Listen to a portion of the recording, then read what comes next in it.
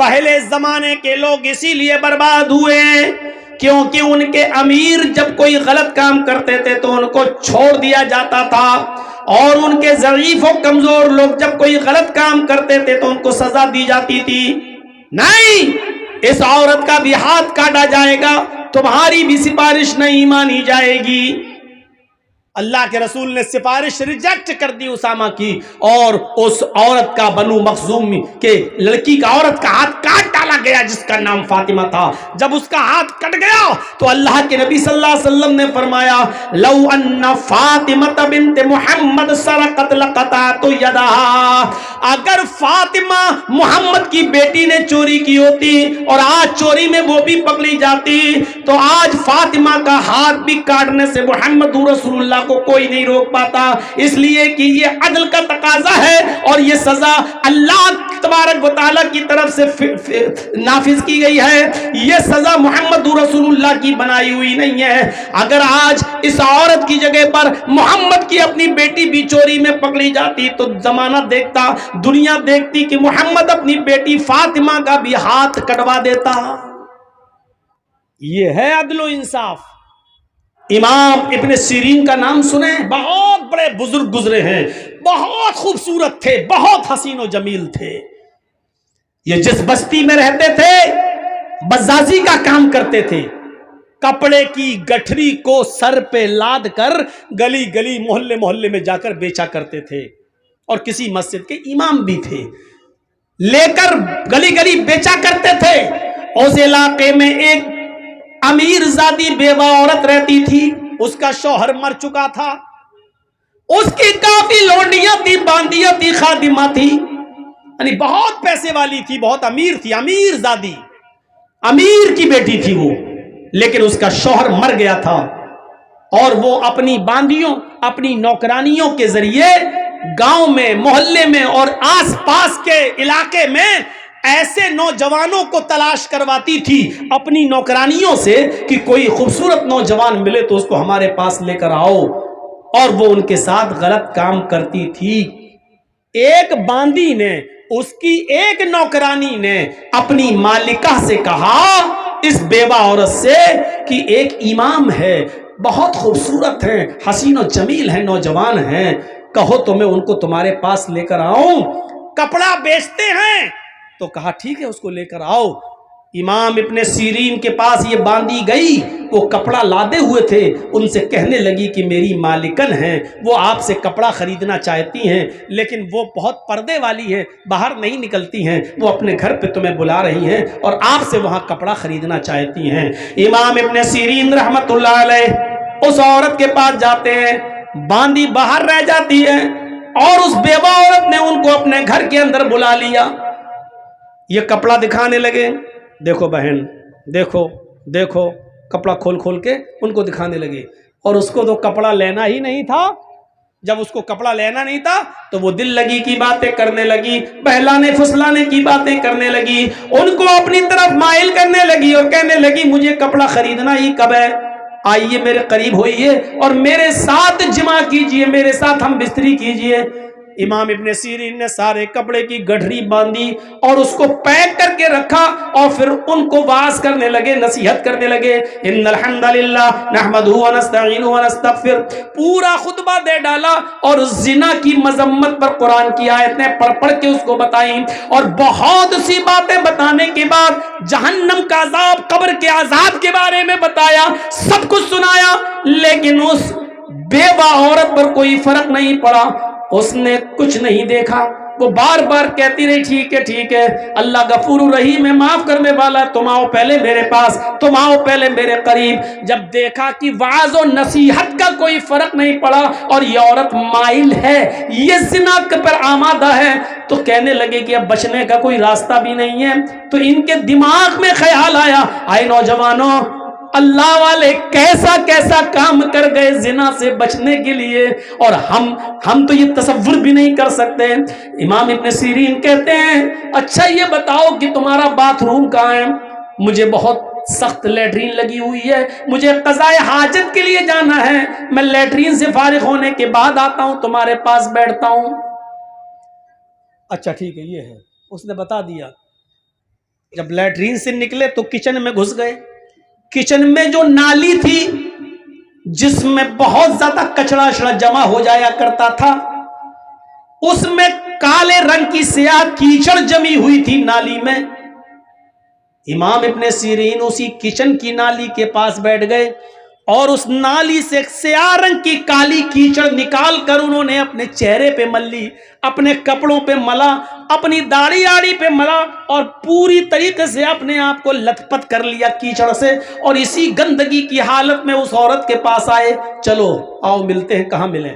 اس نے کہا ہٹ ہٹ بدبو آ رہی، ہٹ یہ کیا کر کے آیا تو؟ یہ جلدی سے کپڑے کی گٹھری اٹھائی اور بھاگ گئے. اور پھر جب گاؤں میں پہنچے تو ایک کنویں سے پانی کھینچا اور وہاں جا کر انہوں نے اپنے کپڑے دھوئے اور وہاں جا کر وہ نہائے دھوئے اور انہوں نے غسل کیا اور اللہ کا شکر ادا کیا کہ آئے اللہ آج تو نے مجھے ایک عورت کے شر و فتن سے تو نے مجھے بچا لیا، آج میں زنا جیسی بدکاری سے محفوظ ہو گیا. میرے پیارے ساتھیوں، زنا سے بچنے کے لیے غور کرو کہ وہ عورت امام ابن سیرین اگر اس کا ارادہ پورا کر دیتے تو پیسہ بھی دیتی، تنہائی بھی دے رہی تھی، امیر بھی تھی، کپڑا بھی نہیں خریدتی اور پیسہ بھی دے رہی تھی ان کو، سب کچھ. لیکن امام ابن سیرین کے پاس سب کچھ تھا، موقع تھا، تنہائی تھی اور وہ بیوہ عورت خوبصورت بھی تھی، لیکن ان سب کے باوجود اللہ کا خوف تھا اور اپنے آپ کو بچایا. اس سے کہا اللہ سے ڈر، یہ زندگی چند دنوں کی، اللہ کی منہ دکھانا ہے. نصیحتیں کی لیکن وہ نہیں مانی. میرے پیارے ساتھیوں، تب امام ابن سیرین نے اپنے آپ کو ایسے بچایا. نوجوانوں، اس زنا کاری و بدکاری کے راستے سے اپنے آپ کو بچا لینے والا اور کسی خوبصورت عورت کی دعوت پر یہ کہہ دینے والا کہ انی اخاف اللہ، میں اللہ سے ڈرتا ہوں، ایسا شخص بھی قیامت کے دن اللہ کے عرش کے سائے میں ہوگا. بخاری شریف کے اندر ایک واقعہ آیا ہے، جب مرثد ابن ابی مرثد ایک صحابی ہیں، ایمان لائے، اسلام قبول کیا، تو اللہ کے رسول نے ان سے کہا کہ تم مکے جاؤ، اور مکے میں ہمارے بہت سے مسلمان صحابہ قید ہیں، کافروں کے چنگل میں ہیں، ان سے چھڑا کر چپکے مدینے کی طرف لاؤ، ان کو وہاں سے چھڑاؤ.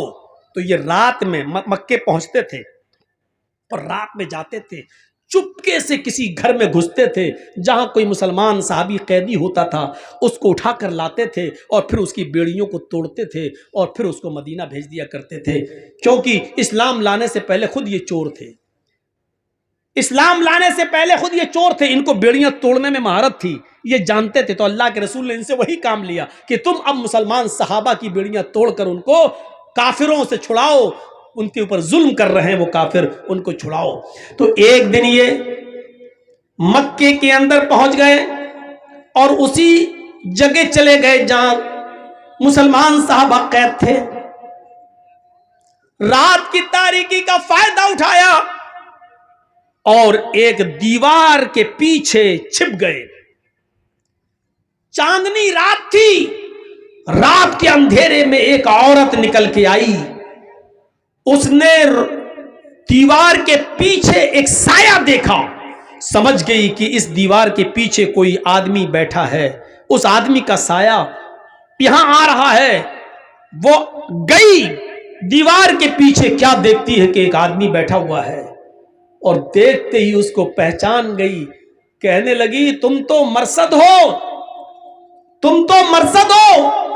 مرثد نے دیکھا، مرثد بھی پہچان گئے، کہنے لگے تم تو عناق ہو، تم تو عناق ہو. کہاں زمانے جاہلیت میں جب مرثد اسلام نہیں لائے تھے تو اس عورت کے ساتھ ان کے ناجائز تعلقات تھے، کئی مرتبہ اس عورت کے ساتھ مل چکے تھے، لمبے تڑنگے لمبے چوڑے تھے، وہ عناق ان کی دیوانی تھی. اتنے دنوں کے بعد آج دیکھتی ہے، کہتی ہے مرثد پرانی یادیں تازہ ہو گئیں، کتنے سال کے بعد تم آئے ہو، چلو ہمارے گھر چلو، ہمارے گھر میں کوئی نہیں، آج کی رات ہمارے ساتھ سو جاؤ، وہی رات گزارو. مرثد ابن ابی مرثد کہتے ہیں کہ آیا ناق، اب ان ہاتھوں نے محمد رسول اللہ کے ہاتھوں کو چھو لیا ہے، یہ ہاتھ محمد رسول اللہ سے ٹچ ہو چکے ہیں، ان ہاتھوں نے محمد رسول اللہ سے مصافحہ کر لیا ہے۔ آیا ناک اب حرام عورت کی طرف میں ہاتھ نہیں بڑھا سکتا، آیا ناک بہتر ہے کہ تم چلی جاؤ۔ اناک کہنے لگی اچھا اب تم بدل گئے ہو، میری آرزو اور میرے ارمانوں کا تم گلا گھونٹ رہے ہو، اتنے سالوں کے بعد آئے ہو، اگر تم نے میرے ارادے اور میرے ارمان اور میری آرزوؤں کو پورا نہ کیا تو میں چلا دوں گی۔ مرثد ابن ابی مرثد کہتے ہیں کہ کچھ بھی کرو لیکن اب میں تمہارے ساتھ زنا نہیں کر سکتا ہے، میں محمد رسول اللہ صلی اللہ علیہ وسلم، ان آنکھوں نے محمد رسول اللہ کا دیدار کر لیا ہے، اب یہ حرام چیز کی طرف اٹھے گی بھی نہیں ہماری نظریں۔ اناق کہتی ہے آئے خیمے والوں اٹھو، آئے گاؤں والے اٹھو، ایک آدمی آیا ہے تمہارے قیدیوں کو چرا رہا ہے، تمہارے قیدیوں کو اٹھا کر لے جا رہا ہے۔ اناق کی آواز سن کر محلے والے اور گاؤں والے اٹھنے لگے، دوڑنے لگے۔ مرثد ابن ابی مرثد نے جب ان کو آتا ہوا دیکھا تو وہ بھاگ گئے، ایک پہاڑ کی طرف چلے گئے، اور پہاڑ کے اوپر چڑھنے کے بعد ان کو ایک غار نظر آئی تو وہ پہاڑ سے نیچے اتر کر اس غار کے اندر چھپ گئے۔ وہ لوگ پہاڑ کے اوپر تک آئے، ان کو غار کا دروازہ نہیں دکھائی دیا، انہوں نے گاؤں والوں نے اس پہاڑ کے اوپر کھڑے ہو کر پیشاب بھی کیا۔ مرثد ابن ابی مرثد کہتے ہیں، بخاری کی روایت ہے، وہ پیشاب کر رہے تھے اور ان کا پیشاب ہمارے سر پر آ رہا تھا، وہ پیشاب کر رہے تھے اور ان کا پیشاب ہمارے سر پر گر رہا تھا، لیکن میں ٹس مس نہیں کر رہا تھا، اگر میں تھوڑا بہت ہلتا تو وہ مجھے پہچان لیتے اور دیکھ لیتے، میں ایسے ہی چھپا رہا، یہاں تک کہ کچھ دیر کے بعد وہ سب چلے گئے۔ رات کافی ہو گئی اور وہ سب چلے گئے، اناق بھی چلی گئی، یہ سوچ کر کہ اب تو مرثد ابن ابی مرثد بھاگ گیا ہے۔ پھر تھوڑی دیر کے بعد میں غار سے نکلا اور پھر میں اپنے کام میں لگ گیا۔ اس کے باوجود میں نے ایک آدمی کو اٹھایا، اس کو اپنے کاندھوں پر لادا، لیکن وہ بہت بھاری آدمی تھا، ہم اس کو لے کے چل نہیں پا رہے تھے، وہ بار بار اس کو اٹھاتے اور وہ مجھے تھکا دیتا۔ تھوڑی دیر کے بعد ہم جب اس کے گاؤں سے باہر نکلے تو میں نے اس کی پیروں کی بیڑیاں توڑی اور اس کے ہاتھوں کی بیڑیاں توڑی اور اس کو لے کر اللہ کے نبی کے پاس آیا۔ اللہ کے نبی محمد رسول اللہ کو پورا واقعہ سنایا۔ اے اللہ کے نبی صلی اللہ علیہ وسلم ایسا ایسا معاملہ ہے، اناق ہماری پرانی دوست ہے، اس سے ہمارے زمانے جاہلیت میں بڑے اچھے تعلقات تھے، اس کے ساتھ میں زنا بھی کر چکا ہوں، اس کے ساتھ میرا اٹھنا بیٹھنا سب کچھ تھا، اس کے گھر پہ رہتا تھا۔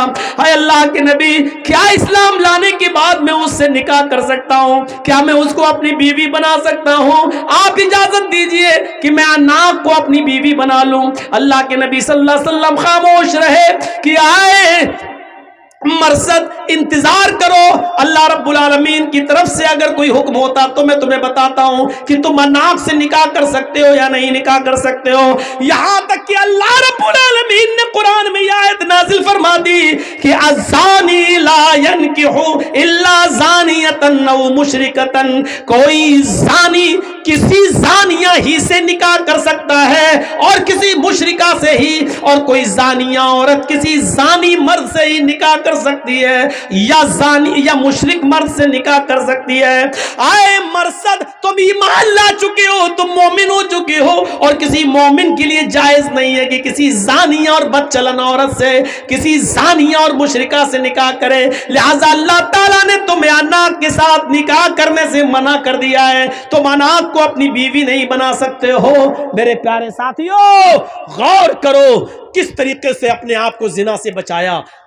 جنگل میں موجود بڑی خوبصورت عورت اناق، دوستی بھی رہ چکی ہے زمانے جاہلیت میں، اور وہ کہہ بھی رہی ہے میرے گھر میں کوئی نہیں ہے، چلو اکیلا، تنہائی کا موقع، دل کے سارے دروازے کھلے، پورا چانس اور پورا موقع بھی دے رہی ہے، لیکن مرثد ابن ابی مرثد کیا کہہ رہے ہیں؟ اللہ سے ڈر، میں نے اللہ کے رسول کے ہاتھوں کو چھوا ہے، اب یہ کسی حرام چیز کو نہیں چھو سکتے ہیں۔ یہ لوگ اللہ کے عرش کے سائے میں ہوں گے۔ لہٰذا وہ نوجوان، وہ آدمی جس کو کسی خوبصورت لڑکی نے برائی کے لیے بلایا اور اس نے یہ کہہ دیا کہ میں اللہ سے ڈرتا ہوں، انی اخاف اللہ، تو ایسا شخص بھی قیامت کے دن اللہ کے عرش کے سائے میں ہوگا۔ جو چیز میں آپ کو بتانا چاہتا ہوں وہ سنتے رہیے نوجوانوں۔ یہ تقریر میری آج کی اور دوسری جگہوں کی تقریروں سے بالکل الگ ہے۔ بالکل الگ ہٹ کر ہے. یہ واقعات میں نے آج تک کسی اور تقریر میں اپنی 22 سال کی زندگی میں تقریری دور میں نہیں بتائے. جو آج میں نے آپ کے سامنے یہ رکھا ہے وہ غسان کا بادشاہ، شاہ غسان، جس کا نام جبلہ ابن ایہم ہے. بہت بڑا بادشاہ ہے غسان کا، عیسائی ہے، اسلام سے متاثر ہو گیا، اسلام کی تعلیمات سے متاثر ہو گیا، پربھاوت ہو گیا، اور سوچنے لگا کہ اب میں اسلام قبول کر لوں تو بہتر ہے، کیونکہ اسلام دن پہ دن بڑھتا جا رہا ہے، اسلام کے اندر خوبیاں ہی خوبیاں نظر آ رہی ہیں. لیکن وہ سمجھ رہا تھا کہ میں تو عیسائیوں کا بادشاہ ہوں اور کئی مرتبہ عمر سے ٹکر لے چکا ہوں، عمر مجھ سے ناراض ہوں گے، امیر المومنین عمر فاروق مجھ سے غصہ ہوں گے، پتہ نہیں میں اسلام قبول کرنے چاہوں تو وہ میرے اسلام کو مانے بھی یا نہ مانے، کہیں میری گردن نہ اڑا دیں. اس لیے شاہ غسان اپنا ایک قاصد، اپنا ایک دودت، اپنا ایک ایلچی لیٹر لکھ کر، خط لکھ کر امیر المومنین کے پاس بھیجتا ہے. غسان کا بادشاہ جبلہ ابن ایہم ایک لیٹر لکھتا ہے اور اپنے دودت کے ذریعے، اپنے قاصد کے ذریعے وہ لیٹر بھجواتا ہے کہ حضرت عمر فاروق سے یہ پوچھو کہ شاہ غسان جبلہ ابن ایہم، غسان کا بادشاہ جو عیسائی ہے، وہ اسلام قبول کرنا چاہتا ہے، کیا میری اسلام میں انٹری ہوگی یا نہیں ہوگی؟ اس نے ایک قاصد کو بھیجا کہ اب پتہ چل جائے گا میرے قاصد کے ساتھ عمر کیا سلوک کرتے ہیں، میرے بھیجے ہوئے دودت کے ساتھ عمر کیا سلوک کرتے ہیں. اگر اچھا سلوک کیا تو ٹھیک، میں اسلام لے آؤں گا، اور نہیں تو پھر میں عیسائی بنا رہوں گا.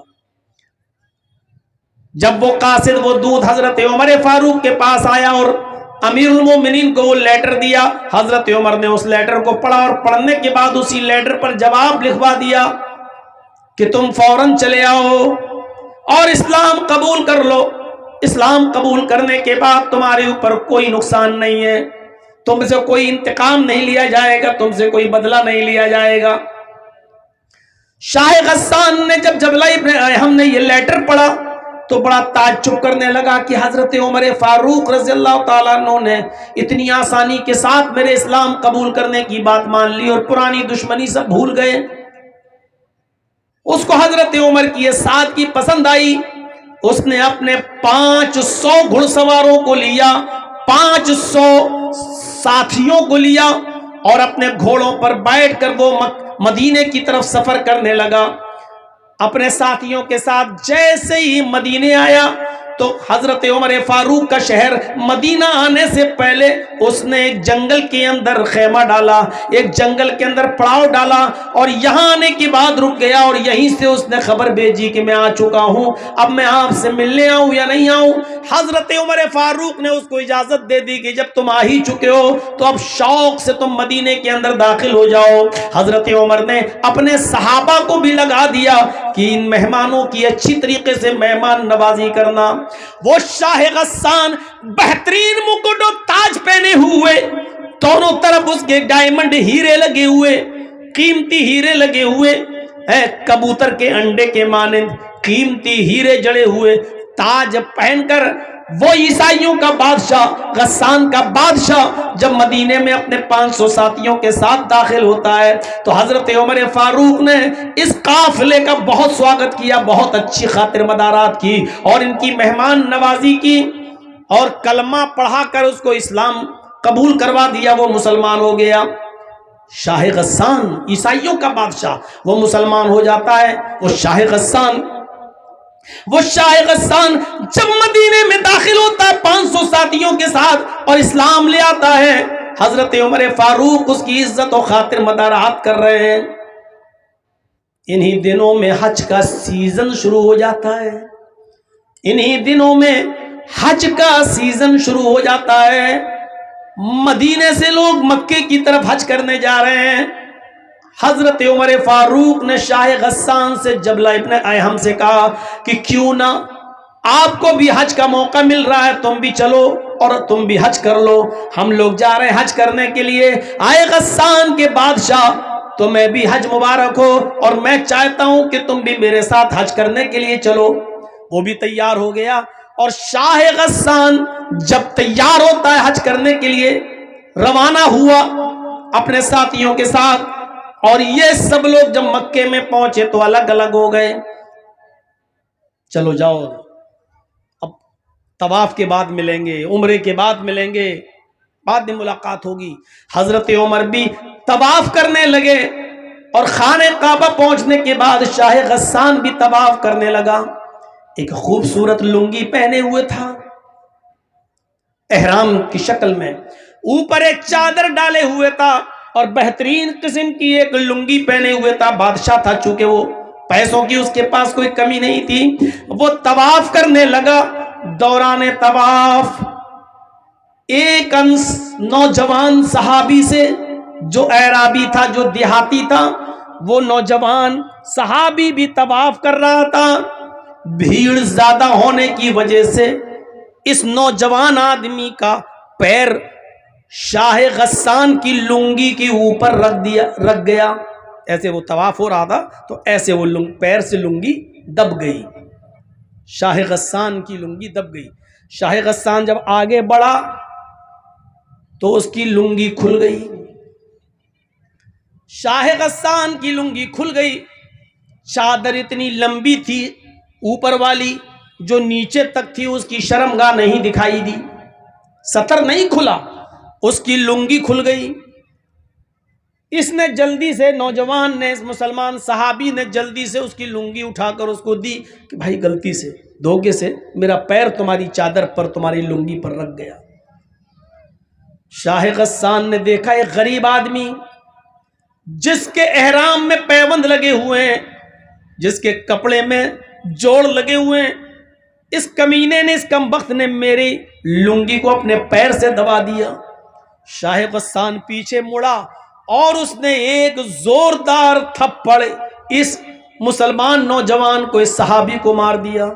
دیکھو اس لڑکے کو روکو تو لال لائٹ مار رہا ہے. یہی ماں باپ نے سکھایا ہے. اتنے اتنے سے بچے ہیں, ان کو یہ بھی نہیں معلوم لائٹ کہاں ماری جاتی ہے.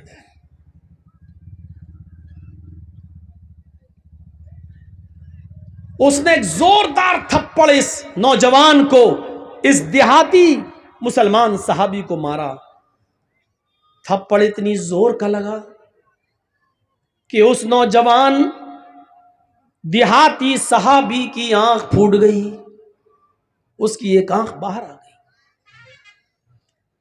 وہ نوجوان اس وقت کچھ نہیں بولا, خاموش رہا, اور اس نے اپنا طواف پورا کیا. اس کے بعد پھر وہ اپنے قبیلے میں گیا. قبیلے کی لڑائی بہت بری ہوتی ہے. جب وہ اپنے قبیلے میں پہنچا تو لوگوں نے پوچھا کہ تمہاری آنکھ کیسے پھوٹی. اس نے بتایا کہ ایسا ایسا معاملہ ہو گیا. اور شاہ غسان نے, غسان کے بادشاہ نے ایک تھپڑ مارا, اور تھپڑ اتنی زور سے مارا کہ میری آنکھ پھوٹ گئی. پورے قبیلے کے لوگ آگ بگولا ہو گئے.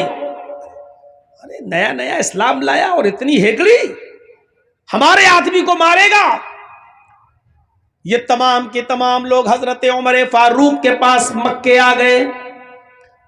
حضرت عمر فاروق کے سامنے مقدمہ دائر کر دیا کہ آپ کے شاہ غسان جو ابھی کچھ دن پہلے مدینے میں اسلام لایا ہے, اس نے دھوکے سے ہمارے نوجوان کا پیر اس کی چادر پہ پڑ گیا اور اس کی لنگی کھل گئی, لیکن اس نے پلٹ کر اتنی زور سے تھپڑ مارا کہ ہمارے ساتھی کی, اس دیہاتی نوجوان کی آنکھ پھوٹ گئی. مجھے انتقام چاہیے, بدلہ چاہیے.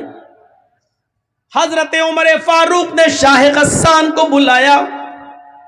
غسان کا بادشاہ طلب کیا گیا جو مسلمان ہو چکا ہے, اور پھر یوں دونوں میں گفتگو ہوتی ہے. حضرت عمر فاروق نے فرمایا, آئے شاہ غسان, آئے جبلہ ابن ایہم, تمہارے بارے میں یہ شکایت ملی ہے, کیا یہ صحیح ہے؟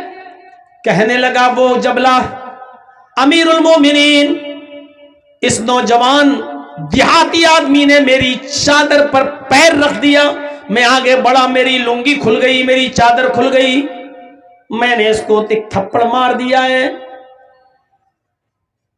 حضرت عمر فاروق نے کہا اے شاہ غسان، اس نوجوان نے یہ بتا دیا ہے کہ ہاں میرا پیر اس کی چادر پر رکھ گیا تھا، لیکن میں نے جان بوجھ کر ایسا نہیں کیا، دھوکے سے ایسا ہو گیا۔ ایک معمولی سی غلطی کی اتنی بڑی سزا تم نے اس کو دے دی کہ اس کی آنکھ کا ڈھیلا باہر آ گیا، اس کی آنکھ پھوٹ گئی۔ شاہ غسان کہنے لگا ایک غریب آدمی کی آپ کو اتنی فکر کیوں ہو رہی ہے؟ حضرت عمر فاروق کہتے ہیں کہ اسلام لانے کے بعد امیری غریبی اسلام میں نہیں چلتی ہے۔ آئے شاہ غسان، اسلام جتنا امیروں کے لیے اتنا ہی غریبوں کے لیے ہے، اور مجھے اس کو انصاف دلانا ہے، اس کو نیائے ملنا چاہیے۔ شاہ غسان نے کہا ٹھیک ہے، تو پھر بتائیے کہ مجھے کیا کرنا ہوگا، بتائیے میں کیا کروں، انصاف کا تقاضا کیا ہے، کیا کروں؟ حضرت عمر فاروق نے کہا شاہ غسان، اس نوجوان سے، اس دیہاتی سے، اس صحابی سے، اس بیچارے غریب آدمی سے معافی مانگ لو۔ اگر معافی دیتا ہے تو ٹھیک، ورنہ اس کو کچھ لے دے کر اس کو راضی کر لو۔ اگر معاف کرتا ہے تو ٹھیک، اور معاف نہیں کرتا ہے تو اس کو کچھ لے دے کر راضی کرو۔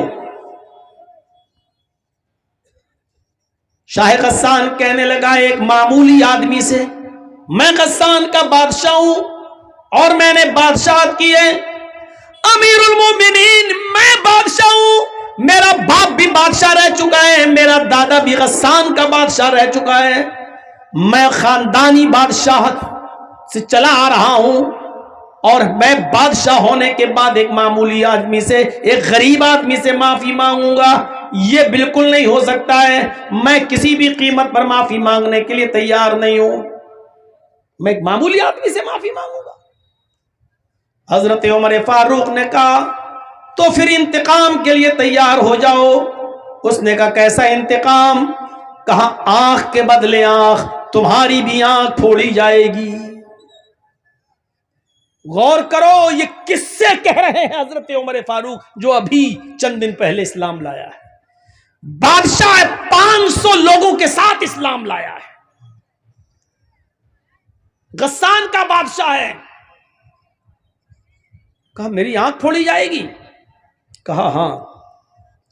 تو کہنے لگا پھر میں ایسے اسلام کو چھوڑنے کے لیے تیار ہوں، آئے امیر المومنین، جس میں امیروں کا خیال نہ رکھا جائے، جس میں بادشاہوں کی بادشاہت کا بھی خیال نہ رکھا جائے، جس میں ان کی عزت و توقیر کا خیال نہ ہو، تو ایسے اسلام کو پھر میں چھوڑ دوں گا۔ حضرت عمر نے کہا یہ تمہاری مرضی۔ اس نے کہا ٹھیک ہے، میں اسلام چھوڑنے کے لیے تیار ہوں، لیکن اس سے معافی نہیں مانگوں گا۔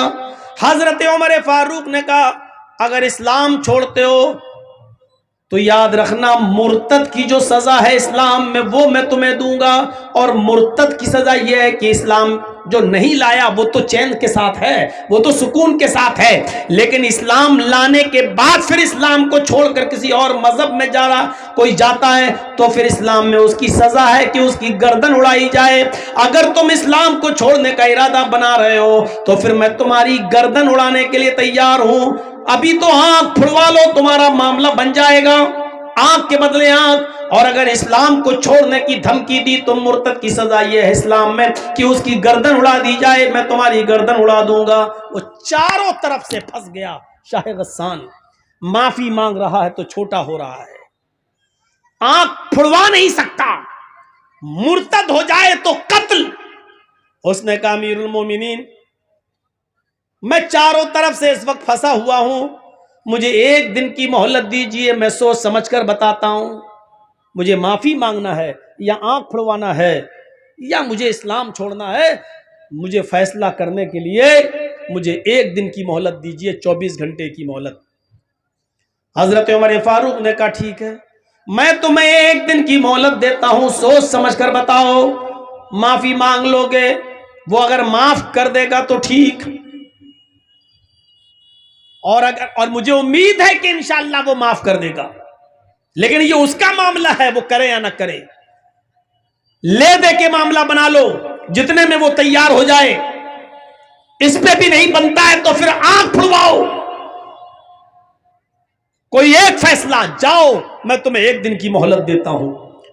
وہ اپنے بستی میں گیا جہاں رکا ہوا تھا 500 آدمیوں کے ساتھ، اور ان لوگوں سے کہتا ہے کہ ایسا ایسا معاملہ ہے، اس اسلام میں ہماری کوئی عزت نہیں ہے، توقیر نہیں ہے. ہم کو غریبوں کے ساتھ لا کے بٹھا دیا گیا اور کہا کہ اس کو بدلہ دو، لہذا رات کی تنہائی ہونے دو، جب ساری دنیا بے ہوشی میں سو رہی ہوگی اس وقت ہم 500 آدمی یہاں سے فرار ہو جائیں گے. لہذا جیسی رات کی تاریکی ہوئی، رات کا اندھیرا آیا اور سب لوگ خواب غفلت میں بے ہوش ہو کے جب سونے لگے تو شاہ غسان جبلہ ابن اہم اپنے 500 ساتھیوں کے ساتھ رات کے اندھیرے کا فائدہ اٹھا کر بھاگ گیا اور وہ غسان پہنچ گیا. میرے پیارے ساتھیوں، حضرت عمر فاروق نے اس کی کوئی پرواہ نہیں کی. 500 لوگ چلے گئے جائیں، لیکن انصاف کا مرڈر نہیں ہونا چاہیے، عدل باقی رہنا چاہیے. اسلام کی تعلیم یہی ہے کہ انصاف قائم رہے. ایک غریب آدمی کو، ایک غریب نوجوان کو بھی انصاف ملنا چاہیے. حضرت عمر فاروق نے کہا نوجوان وہ گیا 500 آدمیوں کو بھی لے گیا، کوئی پرواہ نہیں. اللہ کا شکر ہے کہ میں نے عدل کو بچایا، میں نے نیائے کو بچایا، میں نے انصاف کو بچایا. میرے بھائیوں، ایسا عدل کرنے والا امیر المومنین حضرت عمر فاروق جیسا شخص قیامت کے دن عرش کے سائے میں ہوگا. ایسے ہی لوگوں کے بارے میں اللہ کے نبی نے فرمایا کہ 7 قسم کے لوگ قیامت کے دن اللہ کے عرش کے سائے میں ہوں گے. اس دن اللہ کے عرش کے سائے کے علاوہ کوئی دوسرا سایہ نہیں ہوگا. الامام العادل، پہلا شخص عدل و انصاف کرنے والا، حکمراں، حاکم وقت، امیر جو گھر کا بھی ذمہ دار ہو. قبیلہ بنو مخزوم کی ایک عورت جس کا نام فاطمہ تھا، چوری میں پکڑی گئی، اللہ کے رسول کے پاس لائی گئی. نبی اکرم صلی اللہ علیہ وسلم نے فرمایا اس کی چوری اتنی زیادہ ہے کہ حد کو پہنچ رہی ہے، اس کا ہاتھ کاٹ ڈالو. لوگوں نے کہا امیر گھر کی ہے، بڑے اونچے اور عزت دار گھرانے کی عورت ہے، اگر اس کا ہاتھ کٹ گیا تب تو ناک ہی کٹ جائے گی اس خاندان کی، اس قبیلے کی. نبی اکرم کے سب سے قریبی اور سب سے چہیتے صحابی حضرت اسامہ کے پاس سفارش کے لیے بھیجا گیا اسامہ کو کہ آپ اللہ کے رسول کے بہت قریبی لوگ ہیں، قریبی ہیں، آپ نبی سے سفارش کیجئے، شاید اللہ کے رسول آپ کی بات مان جائیں اور اس عورت کا ہاتھ نہ کٹوائیں. اللہ کے رسول نے اسامہ سے کہا آئے اسامہ، اتشفع فی حد من حدود اللہ، فی حدود اللہ، کیا تم اللہ کی حدوں میں سے ایک حد کے لیے سفارش کرنے آئے ہو؟ یہ اللہ کی قائم کردہ حدیں ہیں اور تم کہتے ہو کہ میں اس عورت کو چھوڑ دوں؟ یہ سزا محمد نے نہیں، محمد کے رب نے نافذ کی ہے. اور جس قوم میں عدل و انصاف نہیں ہے سمجھ لو عرش کے سائے میں ان کو جگہ نہیں ملے گی. چلیے اب تھوڑا سا اور آگے بڑھیں. پہلی چیز ہو گئی ہے عدل و انصاف کرنے والے لوگ. دوسرا کون؟ وَشَابٌ نَشَأَ فِي عِبَادَةِ رَبِّهِ، دوسرا وہ نوجوان جو اپنے رب کی عبادت میں لگا ہوا ہے، اپنے رب کی عبادت میں اس نے سب کچھ بھلا دیا اپنے رب کی عبادت. نوجوان شاب نشأ فی عبادت اللہ، اس کا مطلب کیا ہے؟ اللہ تعالیٰ کو جوانی کی عبادت زیادہ پسند ہے. بڑھاپے میں تو سبھی عبادت کرنے لگتے ہیں، بچوں کی شادی ہو گئی، اب سب ہو گیا، اب جا رہے ہیں حج کرنا ہے، سب سے نبٹ گئے، اب چلو حج کرے آئے. اب حج کر کے آئے تو اب اللہ اللہ کرنے پہنچ گئے مسجد میں. پوری جوانی تو خرافاتوں میں گزار دی.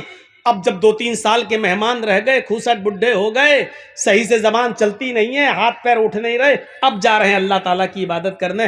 میں یہ نہیں کہہ رہا ہوں کہ یہ عبادت اللہ کو پسند ہے، لیکن نوجوانی کی عبادت زیادہ پسند ہے. غور کرو، وہ حضرت حنظلہ رضی اللہ تعالیٰ عنہ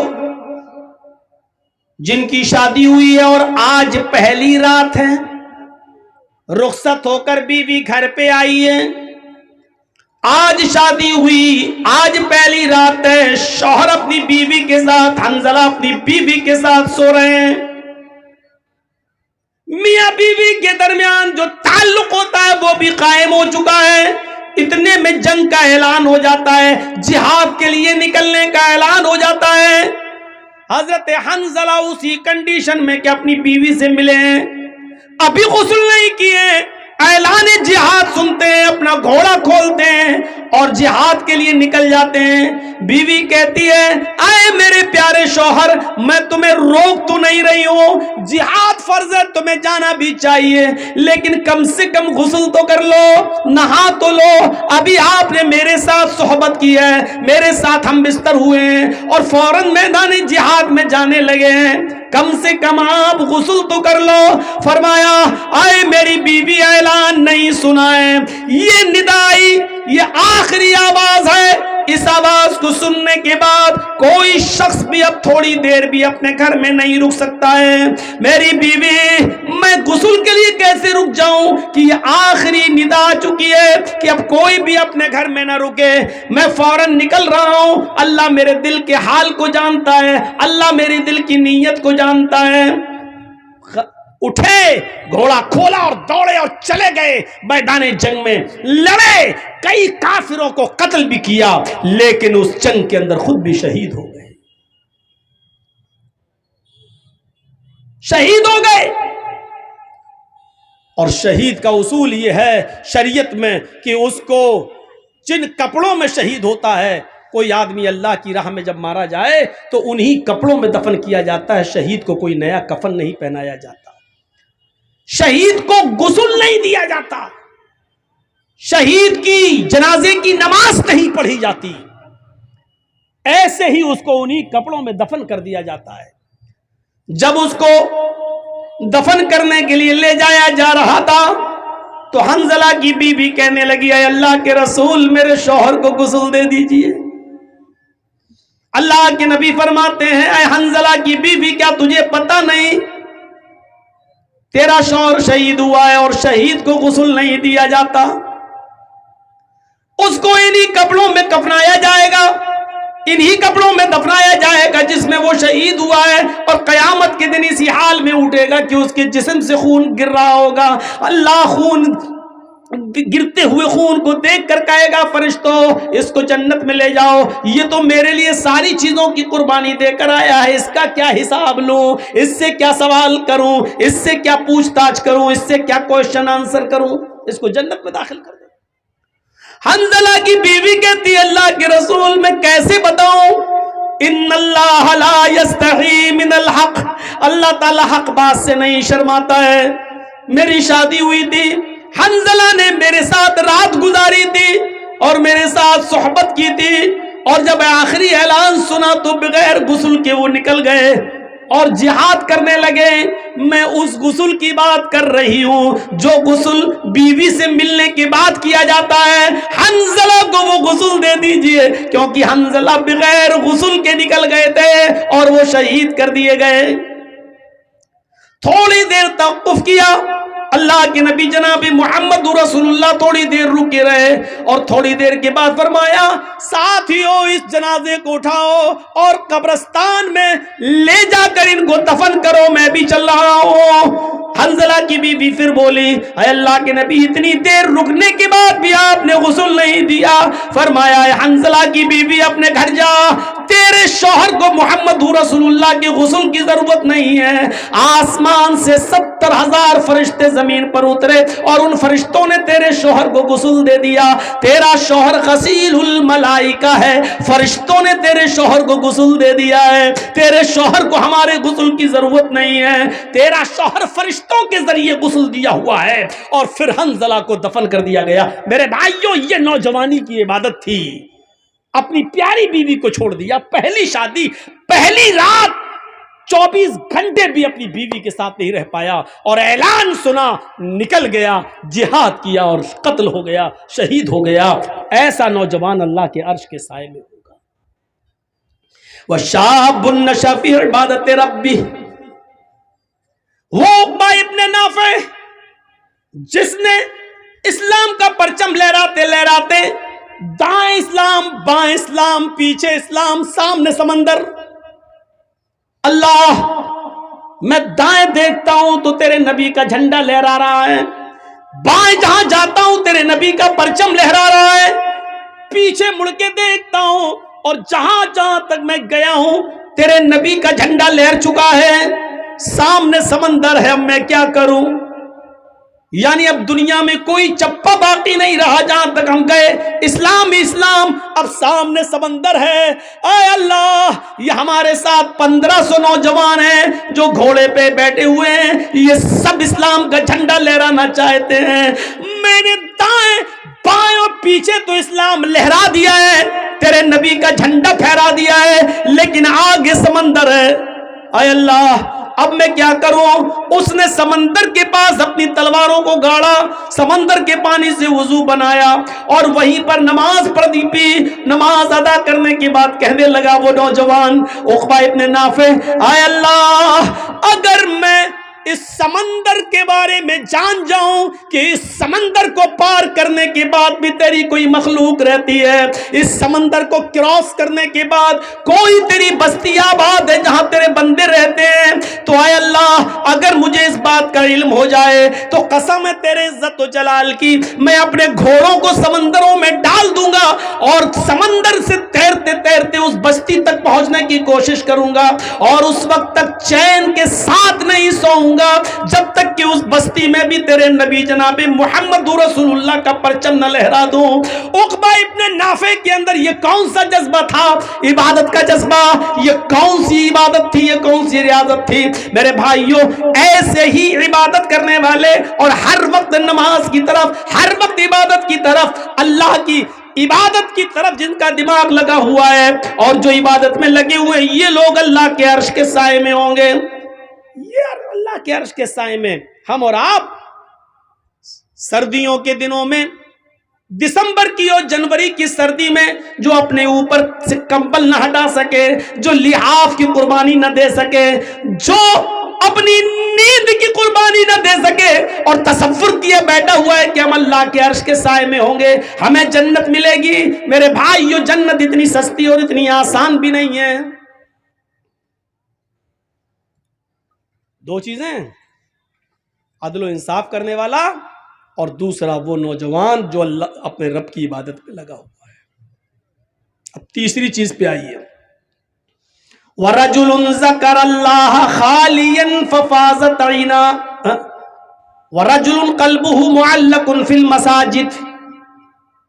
تیسرا وہ آدمی جس کا دل مسجد کی طرف لگا ہوا ہے، جس کی تشریح میں نے ابھی ہلکی سی کی تھی، ظہر پڑھ کے آیا، گھر پہ کام کر رہا ہے، ابھی ٹائم ہے، ابھی عصر میں ٹائم ہے، بار بار گھڑی دیکھ رہا ہے، بار بار سورج دیکھ رہا ہے، بار بار آسمان دیکھ رہا ہے، بار بار کان لگا رہا ہے اذان کی آواز تو نہیں آ رہی، اور جیسے ہی عصر کی اذان ہوئی فوراً مسجد میں، عصر پڑھ کے آیا، مغرب کی طرف دماغ لگا ہوا ہے، فوراً مغرب میں، مغرب پڑھ کے آیا، گھر پہ کچھ کھانا وانا کھایا، بار بار اس کا دماغ، اس کا دل مسجد کی طرف لگا ہے، کب عشاء ہو، کب عشاء ہو، کب عشاء ہو، اور جیسے عشاء کا وقت ہوا فوراً مسجد میں، عشاء کے بعد سو رہا ہے گھر میں، بار بار بیچ میں رات میں آنکھ کھلتی ہے، بار بار گھڑی دیکھ رہا ہے، بار بار باہر نکل کے دیکھتا کہیں فجر کا وقت تو نہیں ہو گیا ہے، اور جیسے ہی فجر کی اذان کا وقت ہوا فوراً مسجد میں، قلبہ معلق فی المساجد، جس کا دل لٹکا ہوا ہے مسجد میں۔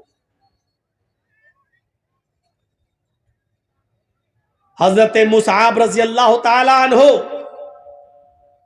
عامر ابن عبداللہ ابن زبیر کا واقعہ نقل کرتے ہیں۔ حضرت مصعب ابن عمیر حضرت عامر ابن عبداللہ ابن زبیر کا واقعہ نقل کرتے ہوئے کہتے ہیں کہ وہ سخت بیمار، آخری سانسیں لے رہے ہیں، کافی کمزوری اور جسم میں ان کی نقاہت ہے، کمزوری ہے، اور اتنے میں ان کے کانوں میں اذان کی آواز جاتی ہے، اور نوٹ کیجئے گا یہ مغرب کی اذان ہے، مغرب کی اذان کی آواز ان کے کانوں میں جاتی ہے، اللہ اکبر اللہ اکبر، اذان کی آواز سنتے ہی عامر ابن عبداللہ ابن زبیر کہتے ہیں اپنے گھر والوں سے مجھے اٹھاؤ اور مسجد کی طرف لے کر چلو۔ بچوں نے کہا رے آپ کی حالت دیکھیے کیا ہے، آپ نہیں جا سکتے، آپ لیٹے رہیے، ایسے ہی لیٹ کے نماز پڑھ لیجئے۔ عامر ابن عبداللہ ابن زبیر کا جو جواب تھا وہ سنیے۔ کہتے ہیں کہ میرے بچوں، میں اللہ کے داعی کی آواز پر لبیک کیوں نہ کہوں؟ اللہ کی طرف بلانے والا داعی دعوت دے رہا ہے نماز کی، میں اس کی دعوت پر لبیک کیسے نہ کہوں؟ مجھے تھوڑا سا سہارا دے دو، مجھے اٹھا دو اور مجھے مسجد تک پہنچا دو۔ بیمار ہیں، آخری وقت ہے، ابھی آپ کو پتا چل جائے گا ان کا آخری وقت بھی ہے، کس کنڈیشن میں ہے وہ۔ جب انہوں نے ضد کی کہ میرے بچوں دیکھو قیامت کے دن میں تم سب کا گریبان پکڑوں گا اگر تم نے مجھے مسجد میں نہیں پہنچایا، یہ اذان کی آواز میرے کانوں میں پڑ گئی، اب اللہ کے داعی کی آواز پر لبیک کہنا ضروری ہے، مجھے مسجد میں جانا ہے۔ اب ان کی ضد کے آگے ان کے بچوں نے ان کو اٹھایا، محلے کے 2-4 لوگ اور آ گئے، انہوں نے بھی سہارا دیا اور گھر میں کسی طریقے سے ان کو وضو کروانے کے بعد مسجد میں داخل کر دیا۔ وہ مسجد میں داخل ہو جاتے ہیں اور جماعت کے ساتھ مغرب کی نماز پڑھنے لگتے ہیں، اور جب نماز پڑھتے ہیں تو آپ اندازہ لگا سکتے ہیں کہ مغرب کی 3 رکعتیں ہوتی ہیں، وہ بیٹھ کر نماز ادا کر رہے ہیں، ابھی 1 رکعت ہی وہ نماز ادا کر سکے کہ 1 رکعت نماز پڑھنے کے بعد ان کا انتقال ہو جاتا ہے۔ وہ اسی مسجد کے اندر 1 رکعت نماز پڑھنے کے بعد انتقال کر جاتے ہیں۔ اب آپ اندازہ لگا سکتے ہیں کہ وہ کتنے بیمار رہے ہوں گے۔ اتنی بڑی بیماری کے باوجود وہ یہ کہہ رہے ہیں کہ اذان کی آواز جب میرے کانوں میں پہنچ گئی ہے تو پھر میں اللہ کے داعی اور اللہ کی طرف بلانے والے آدمی کی دعوت پر میں لبیک کیسے نہ کہوں، اس کی آواز پر میں لبیک کیوں نہ کہوں، لہذا مجھے وہاں تک پہنچاؤ۔ اور پہنچایا گیا اور 1 رکعت پڑھی اور انتقال کر گئے۔ ان کا دل مسجد کی طرف لگا ہوا تھا۔ رجل قلبہ معلق فی المساجد، یہ ہے اذان ہو رہی ہے لیکن مجھے مسجد میں پہنچاؤ، اذان ہو رہی ہے مسجد میں پہنچاؤ۔ یہاں اذان ہوتی ہے ہم لوگ چائے پیتے ہیں، یہاں اذان ہو رہی ہے ہم لوگ بازاروں میں سبزیاں خرید رہے ہیں، یہاں اذان ہو رہی ہے ہم لوگ اپنے کاروبار میں لگے ہوئے ہیں، یہاں اذان ہو رہی ہے ہم اپنے بینک میں نوکری کر رہے ہیں، یہاں اذان ہو رہی ہے ہم اپنے بزنس میں لگے ہوئے ہیں، یہاں اذان ہو رہی ہے ہم اپنے کھیتوں میں لگے ہوئے ہیں، اپنے کاروبار میں لگے ہوئے ہیں، اور تصور ہے کہ ہم جنت میں جائیں۔ ارے اللہ کے عرش کا سایہ نہیں ملے گا، جنت تو بہت دور کی بات، اللہ کے عرش کا سایہ بھی نہیں ملے گا۔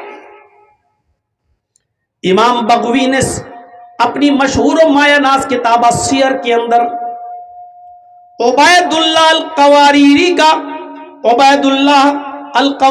کا ایک واقعہ نقل کیا ہے کہ وہ شام بصرہ کے رہنے والے تھے، بصرہ کے، ان کے گھر کوئی مہمان آ گئے۔ ویسے تو وہ 5 وقت کی نماز میں پہلی تکبیر میں مسجد میں رہتے تھے، لیکن آج ان کے گھر میں کوئی مہمان آ گیا، مہمان کی دیکھ ریکھ خاطر مدارات کی وجہ سے اس کو کھانا وانا کھلانے میں تھوڑی سی دیر ہو گئی، اتنی سی دیر ہو گئی کہ عشاء کی اذان کے بعد جماعت مسجد میں ہو گئی۔ وہ اپنے مہمان کو کھانا کھلانے کے بعد مسجد کی طرف گئے تو کیا دیکھتے ہیں کہ مسجد سے لوگ نماز پڑھ کے واپس آ رہے ہیں۔ پوچھا کہ کیا ہوا؟ کہ جماعت ہو گئی۔ وہ دوسرے محلے میں گئے کہ وہاں جا کر شاید نماز مل جائے، جماعت مل جائے، لیکن دوسرے محلے میں جاتے ہیں تو کیا دیکھتے ہیں کہ ادھر بھی جماعت ہو چکی ہے۔ انہوں نے بصرہ کی آس پاس کی جتنی مسجدیں تھی کوشش کر کے دیکھ لیا کہ کہیں جماعت مل جائے، کیونکہ جماعت کا ثواب اکیلے نماز پڑھنے سے 27 گنا زیادہ درجہ رکھتا ہے۔ اس ثواب کی امید میں وہ جاتے ہیں کہ نماز ادا کر لوں، جماعت مل جائے، لیکن ان کو بصرہ کی کسی مسجد میں عشاء کی جماعت نہیں ملی۔ تو پھر وہ اپنے گھر آ گئے اور اپنے گھر پر انہوں نے جائے نماز بچھائی، مصلی بچھایا اور عشاء کی نماز وہ پڑھنے لگے۔ جب وہ ایک مرتبہ 4 رکعت عشاء کی پڑھ چکے تو کہنے لگے کہ عشاء کی نماز جماعت کے ساتھ اگر میں پڑھتا تو 27 گنا درجہ ملتا، 27 گنا ثواب ملتا، تو کیوں نہیں میں جماعت کے ثواب کو پہنچنے کے لیے عشاء کی نماز کو 27 بار پڑھ لوں۔ اگر میں 4 رکعت کر کے 27 مرتبہ اگر میں نماز پڑھوں گا تو ہمیں جماعت کا ثواب مل جائے گا۔ تو انہوں نے اپنے گھر میں عشاء کی نماز کو 27 مرتبہ پڑھا، 27 بار، 4 رکعت پھر ہو گئے، چلو دوبارہ کھڑے ہو گئے، پھر 4 رکعت، پھر تیسری بار کھڑے ہو گئے۔ انہوں نے عشاء کی نماز کو کتنی بار پڑھا؟ 27 بار۔ اس کے بعد مطمئن ہو گئے کہ اب مجھے جماعت کا ثواب مل گیا، یعنی انشاءاللہ جو جماعت مجھ سے چھوٹی ہے اس کے برابر ثواب مل جائے گا۔ اس کے بعد جب بستر پہ سونے گئے، علامہ بغوی، امام بغوی سیر میں نقل کرتے ہیں، جب وہ بستر پر لیٹتے ہیں تو خواب میں دیکھتے ہیں کہ وہ گھڑ سواروں کے ساتھ دوڑ رہے ہیں۔ ایک قوم ہے، ایک کچھ لوگ جو اپنے اپنے گھوڑوں کو دوڑا رہے ہیں، مقابلہ کر رہے ہیں۔ عبید اللہ القواریری بھی اس قوم کے ساتھ اپنے گھوڑے کو دوڑا رہے ہیں، اور کیا دیکھتے ہیں کہ سارے لوگ آگے آگے جا رہے ہیں، سب کے گھوڑے مجھ سے آگے دوڑ رہے ہیں، میرا گھوڑا سب سے پیچھے کی طرف ہے۔ میرے گھوڑے سے آگے ایک اور آدمی ہے، وہ بھی اپنا گھوڑا دوڑا رہا ہے۔ میں اس سے بھی آگے نکلنا چاہتا تھا کہ میں نے اپنے گھوڑے کو ایڑ لگائی، میں نے اپنے گھوڑے کو ٹھوکر ماری، میں نے اپنے گھوڑے کو کوڑا مارا کہ آگے نکلے۔ تو مجھ سے آگے جو سواری تھا، مجھ سے آگے جو گھڑ سوار تھا، وہ کہنے لگا، اے عبید اللہ، اپنے گھوڑے کو ایڑ مت لگاؤ، اپنے گھوڑے کو کوڑا مت مارو، مجھ سے آگے نکلنے کی کوشش نہ کرو۔ اے عبید اللہ، تم ہمارے برابر نہیں آ سکتے ہو، ہم سے آگے نکلنا تو بہت دور کی بات، تم کتنا بھی نیا گھوڑا لے لو، اچھے سے اچھا گھوڑے پہ بیٹھ جاؤ، لیکن تم ہمارے گھوڑے سے آگے نہیں نکل سکتے۔ عبید اللہ القواریری کہتے ہیں کہ آخر تم یہ بات کیسے کہہ رہے ہو؟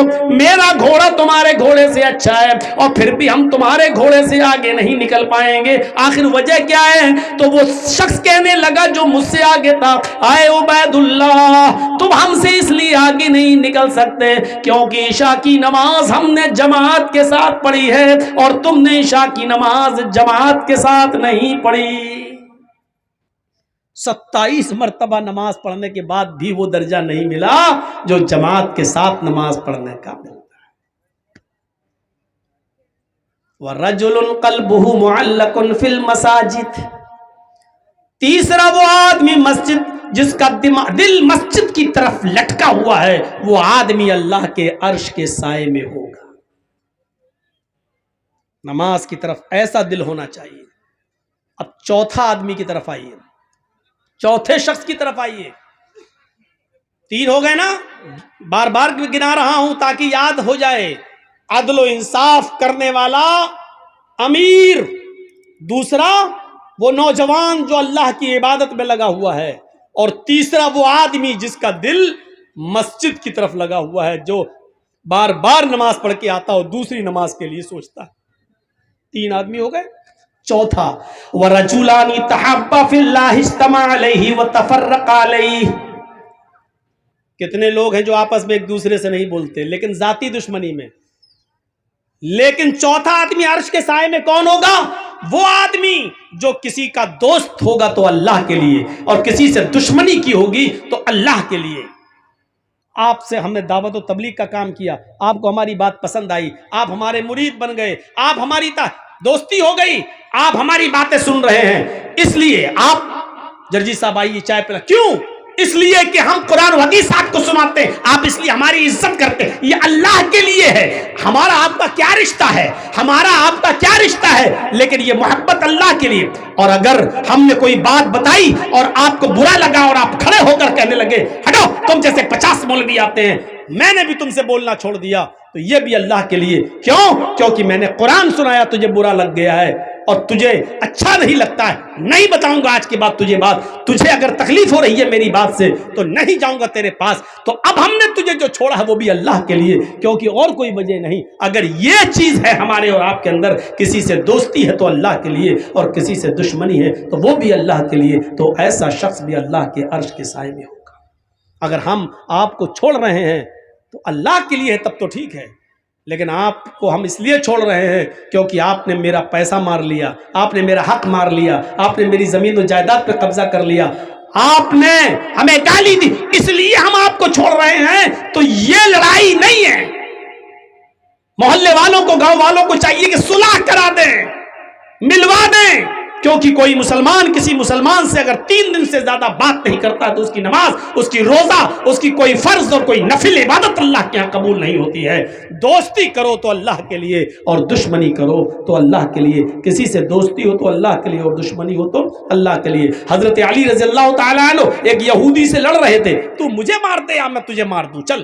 دونوں میں لڑائی ہو رہی, دونوں چل, تو تلواریں دونوں نہیں, ہاتھ سے کشتی ہو رہی ہے. لڑتے لڑتے لڑتے لڑتے کبھی علی اوپر کبھی علی نیچے, کبھی یہودی اوپر کبھی علی نیچے, کبھی علی اوپر یہودی نیچے. میرے بھائیوں, اس طریقے سے لڑائی ہوتے ہوتے ایک موقع آیا کہ حضرت علی نے یہودی کے سینے پر چڑھ کر اس کا گلا دبا دیا, اور پکڑ کے کس کے اور زور سے اس کا گلا دبانے لگے.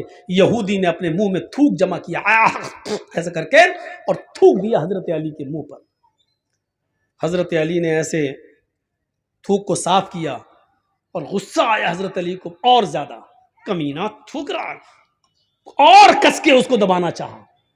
ابھی تو جب دبا رہے تھے, لیکن جب اس نے تھوکا تو اور غصہ آ گیا, لیکن جب اور غصہ آیا تو اس کو چھوڑ دیا, کہ چل بھاگ جا, میں نے تجھے چھوڑ دیا.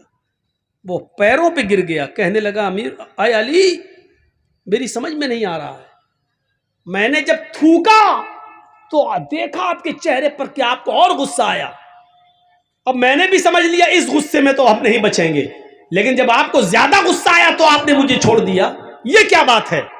حضرت علی نے کہا جب میں تجھ سے لڑ رہا تھا تو اللہ کے لیے لڑ رہا تھا, میں تجھے مارنا چاہتا تھا اللہ کو خوش کرنے کے لیے, لیکن جب تو نے میرے چہرے پر تھوکا اور میرے چہرے پر تھوک پڑا تو مجھے اور غصہ آیا.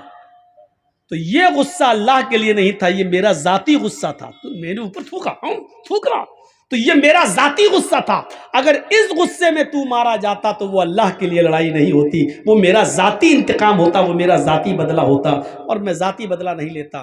جا, میں نے چھوڑ دیا. اللہ کے لیے لڑ رہا تھا تب تک ٹھیک تھا, اللہ کے لیے لڑائی لڑ رہے تھے, جب اس میں ذاتی غصہ شامل ہوا تو چھوڑ دیا. تو ذاتی دشمنی نہیں ہونی چاہیے. ان 4 چیزوں کو نوٹ کریے, کیونکہ 5ویں چیز جو ہم بتانے جا رہے ہیں وہ آج ہمارے معاشرے اور سماج کا سب سے بڑا المیہ بنا ہوا ہے. پہلا شخص عدل و انصاف کرنے والا انسان, دوسرا وہ نوجوان جو اللہ کی عبادت میں لگا ہوا ہے, تیسرا وہ آدمی جو جس کا دل مسجد کی طرف لٹکا ہوا ہے, اور چوتھا وہ شخص جو محبت کرتا ہے کسی سے تو اللہ کے لیے اور دشمنی کرتا ہے کسی سے تو اللہ کے لیے. اور 5واں, نوجوانوں معاشرے میں سب سے بڑی برائی یہی, وَرَجُلٌ دَعَتْهُ امْرَأَةٌ ذَاتَ مَنْصَبٍ وَجَمَالٍ فَقَالَ إِنِّي أَخَافُ اللَّهَ.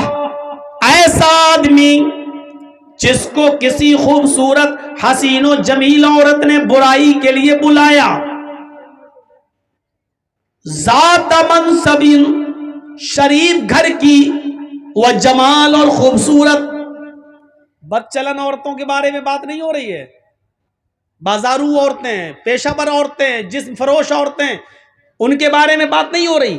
آپ کے علاقے کی, آپ کے گاؤں کی کوئی شریف گھر کی عورت, ذات منصب, حسب و نسب والی بہترین شریف گھرانے کی لڑکی, و جمال, اور خوبصورت عورت, اگر وہ آپ کو بلاتی ہے کہ آؤ چلو ہمارے ساتھ یہ کام کر لو, ذات منصب, پیسے والی, دولت والی, یعنی وہ آپ کو پیسہ بھی دے رہی ہے، وہ آپ کو موقع بھی دے رہی ہے، وہ آپ کو تنہائی میں بھی لے جا رہی ہے، اس کے پاس سارے انتظام ہے، وہ کہہ رہی ہے کہ میرا روم الگ ہے، میں پیسہ بھی دوں گی، میرے ساتھ رہو، میرے ساتھ کھاؤ، میں کھانا بھی دوں گی، اور میرے ساتھ تم غلط کام کرو گے میں تمہیں اس کی اجرت بھی دوں گی، اور خوبصورت بھی ہے، ذات منصب، یعنی ایسی عورت نے آپ کو بلایا جو خود امیر ہے، جو خود شریف ہے، جو خود پیسے والی ہے، اور جو خود بہت اونچے گھرانے کی ہے، اور خوبصورت اور حسین و جمیل ہے۔ آپ کے پاس کچھ نہیں لیکن وہ آپ کو دعوت دے رہی ہے،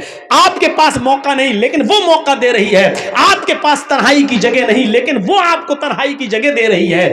یہ سب کچھ ہونے کے بعد پھر آپ نے ایسی خوبصورت، ایسی حسین و جمیل، اور ایسی ذات اور منصب اور حسب اور نسب والی اور ایسی شریف عورت کو دیکھ کر کہا، ہٹ، چل بھاگ یہاں سے، انی اخاف اللہ، میرا رب مجھے دیکھ رہا ہے، میں اللہ سے ڈرتا ہوں، میں تیرے قریب نہیں جا سکتا، میں یہ غلط کام نہیں کر سکتا۔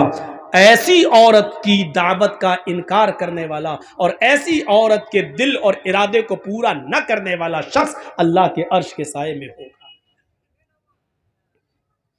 اللہ کے عرش کے سائے میں ہوگا۔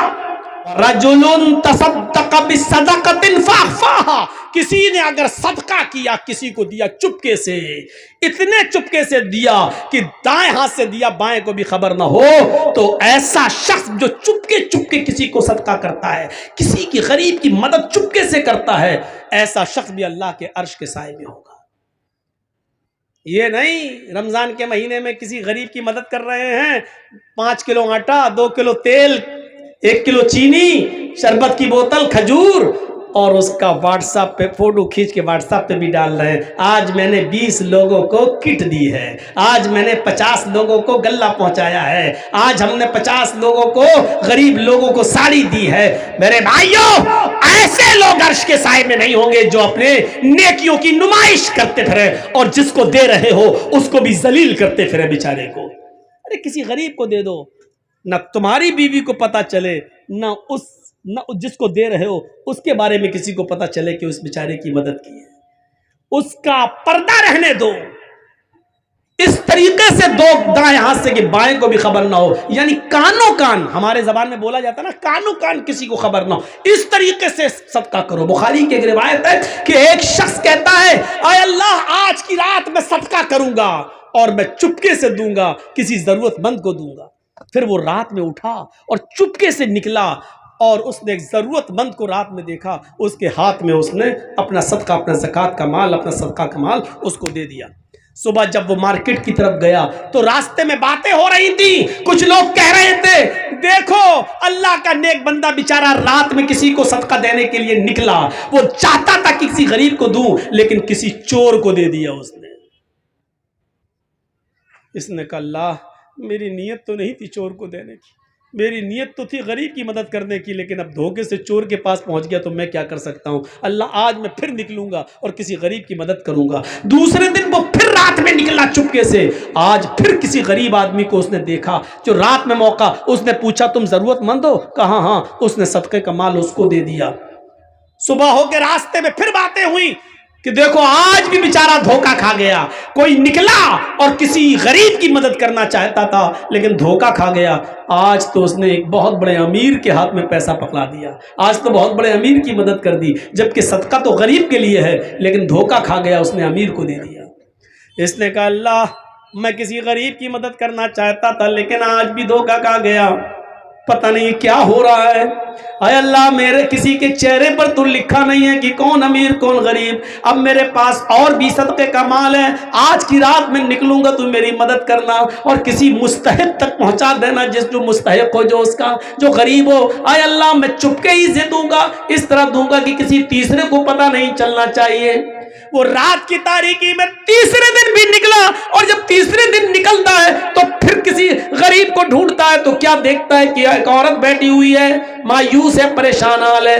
یہ اس عورت کے پاس گیا، کہتا بہن اتنی رات میں تم اکیلی مجبور نظر آتی ہو؟ اس نے کہا کہ میں بہت مجبور عورت ہوں، میری مجبوری کا فائدہ مت اٹھاؤ، رات کے اندھیرے میں میرے ساتھ مجبوری کا فائدہ مت اٹھاؤ، جاؤ یہاں سے۔ اس نے کہا میں مجبور ہی انسان کو دیکھ رہا ہوں، 2 دن سے میں برابر دھوکہ کھا رہا ہوں، یہ لیجئے۔ اس نے چپکے سے صدقے کا مال اس عورت کو دے دیا، خوش تھا کہ آج تو میرا صدقہ کسی اچھی جگہ پہنچ گیا، کسی صحیح جگہ پہ چلا گیا۔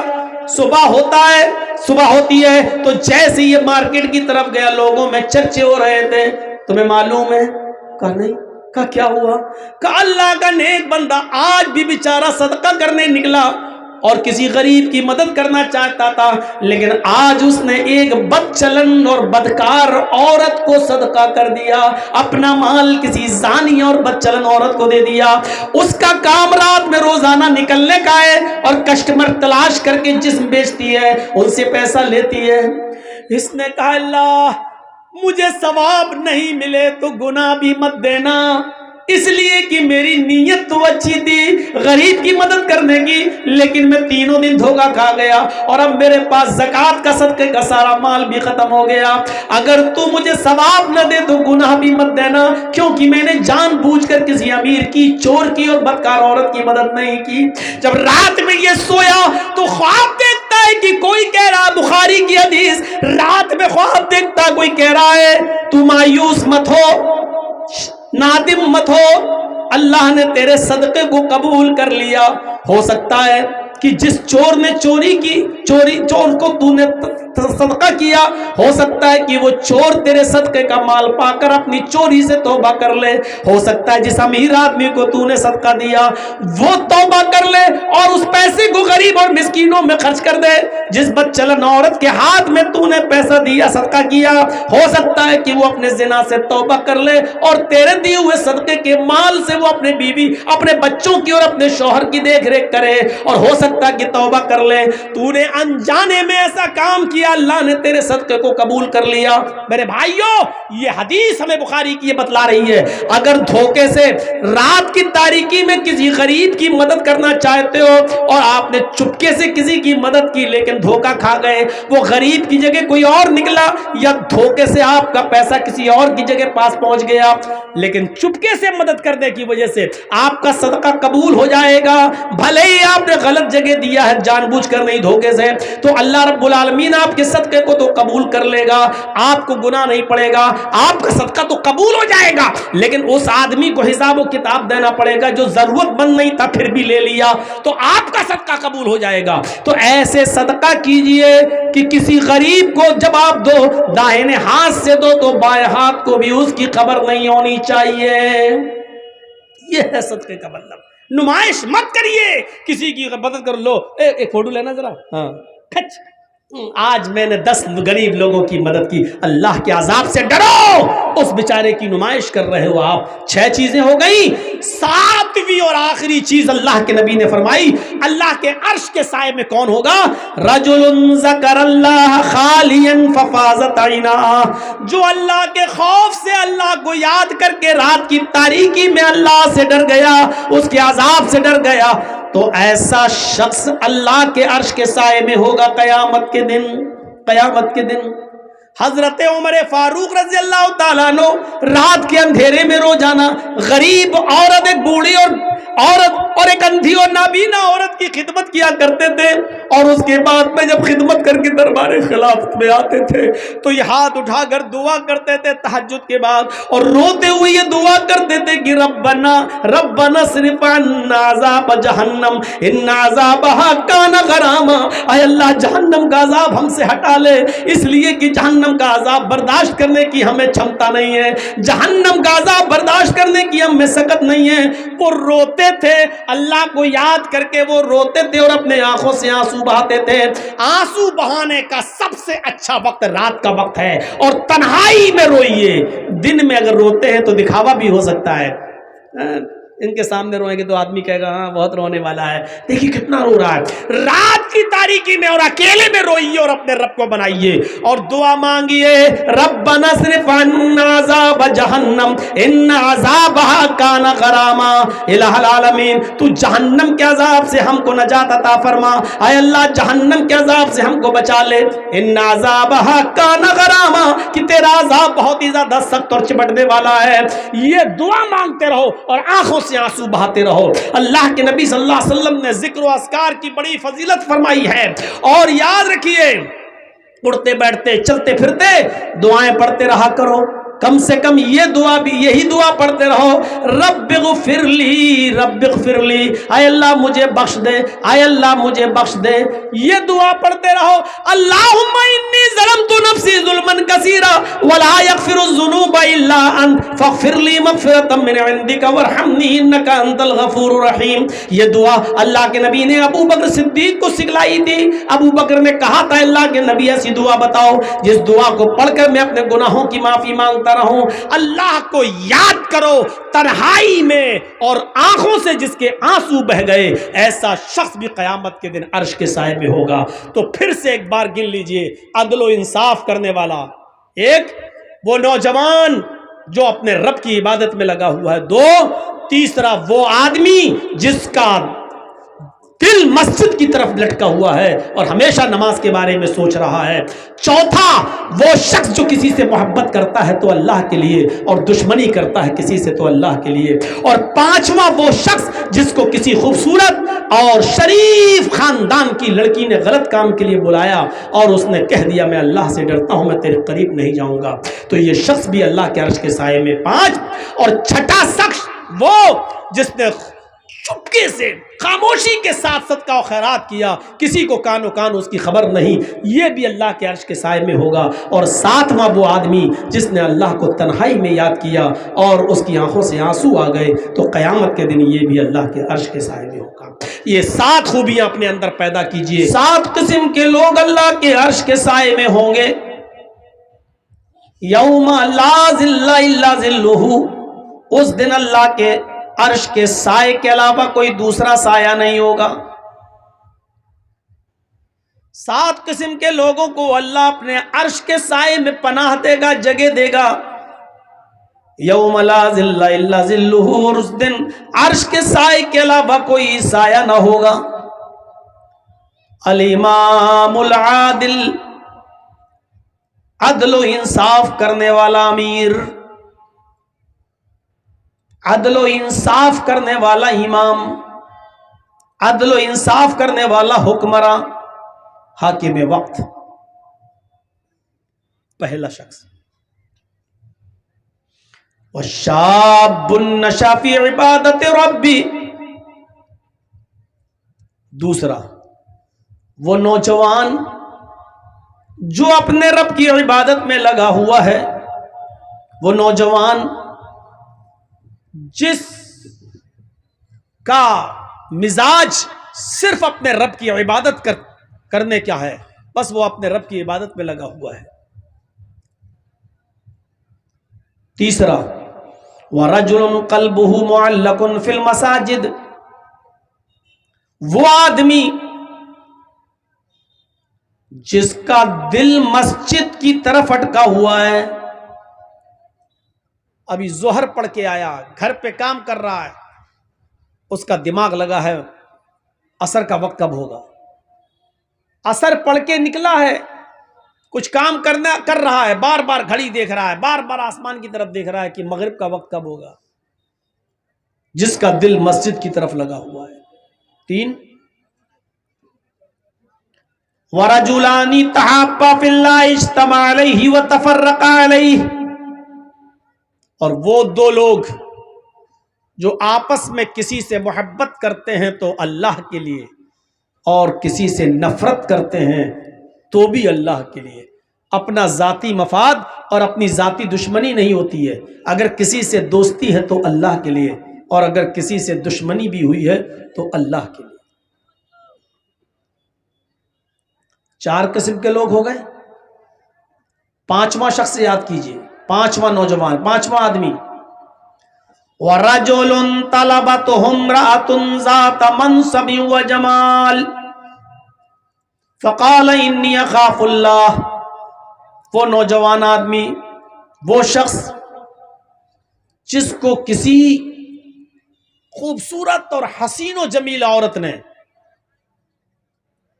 اور عزت دار اور شریف خاندان کی عورت نے اس کو گناہ کرنے کی دعوت دی، اس کو برائی کی طرف بلایا، اس کو اپنی طرف مائل کیا، اس کو اپنی طرف لبھانا چاہتی ہے، اس کے ساتھ منہ کالا کرنے کی دعوت دے رہی ہے، اس کے ساتھ زنا کرنا چاہتی ہے اور اس کو بلا رہی ہے، اس کو دعوت دے رہی ہے گناہ کرنے کی، اور اس آدمی نے اس کی دعوت کے ملنے کے بعد، اس کی طرف سے نمنترن ملنے کے بعد، نیوتا ملنے کے بعد، برائی کا موقع ہونے کے باوجود اس عورت کو جھاڑتے ہوئے پھٹکارتے ہوئے کہہ دیا دور ہٹ، انی اخاف اللہ، میں اللہ سے ڈرتا ہوں۔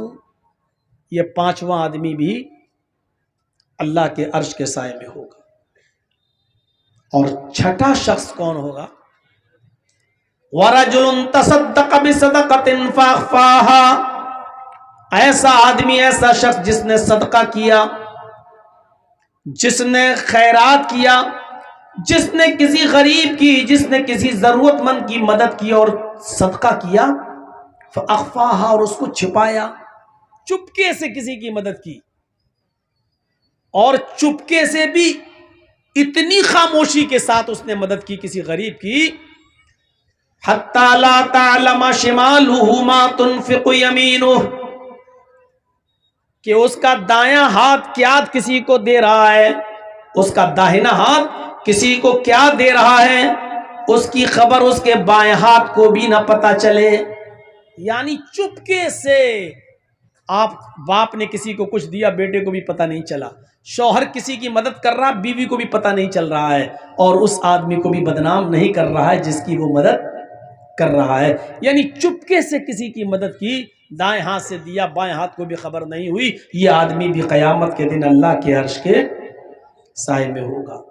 اور آخری شخص، 6 ہو گئے، لاسٹ، وَرَجُلٌ ذَكَرَ اللَّهَ خَالِيًا فَفَاضَتْ عَيْنَاهُ، وہ 7واں آدمی بھی اللہ کے عرش کے سائے میں ہوگا، جس نے اللہ کو اکیلے میں یاد کیا، جس نے اللہ کو تنہائی میں یاد کیا، جس نے اللہ کا ذکر تنہائی میں کیا، جس نے اللہ کو تنہائی میں یاد کیا، اکیلے میں، رات کی تاریکی میں، رات کے اندھیرے میں پوری دنیا سو رہی ہے، اس کی بیوی سو رہی ہے، اس کے بچے سو رہے ہیں سب، اور وہ اٹھا، وضو بنایا اور گھر کے کونے میں رو رہا ہے، اللہ کو یاد کر رہا ہے، اللہ کے عذاب کو سوچ سوچ کر، عذاب قبر کا تصور کر کر کے، جہنم کے بارے میں سوچ سوچ کر، میدان محشر کی جاسوس تپش کے بارے میں سوچ سوچ کر اللہ کا ذکر کر رہا ہے اور اللہ کو یاد کرتے ہوئے رو رہا ہے، اس کے آنکھوں سے آنسو بہ پڑے، ففاضت عیناہ، اللہ کے عذاب کا تصور کرتے ہوئے، اللہ کا ذکر کرتے ہوئے